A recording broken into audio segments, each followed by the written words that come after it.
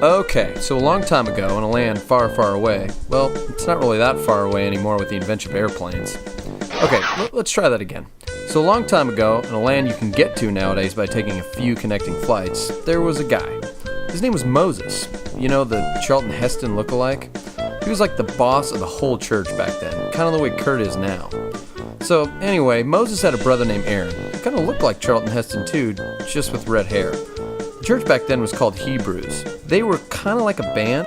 Well, no, more like a group of people who kind of ticked Pharaoh off when they left Egypt. The story is not about them. Okay, so a long time ago, in a land you can get to nowadays by taking a few connecting flights and losing the better part of a day, and likely your luggage, there was another guy. His name was Caleb. He was one of 12 guys that Charlton Heston, Moses, sent out to spy on this piece of property that they were hoping to occupy in the not-too-distant future. They didn't have realtors back then, so they had to send spies. I think that system sounds like more fun. After the covert op, that's spy talk for sneaking around, guys 3 through 12 all decided it wasn't worth trying to pitch their tents in this land since all the neighbors were big burly dudes with mustaches and beards. So when the 12 came home, these 10, numbers 3 through 12, started whining and crying to everyone who would listen that it was going to be too hard and that they were too wimpy.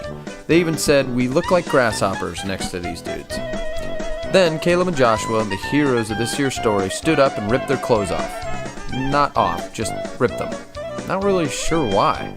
Maybe that was a cool thing to do. Anyway, Caleb and Joshua said something wicked cool like, "Don't be afraid," and "We can do it." They always say cool like that in the movies.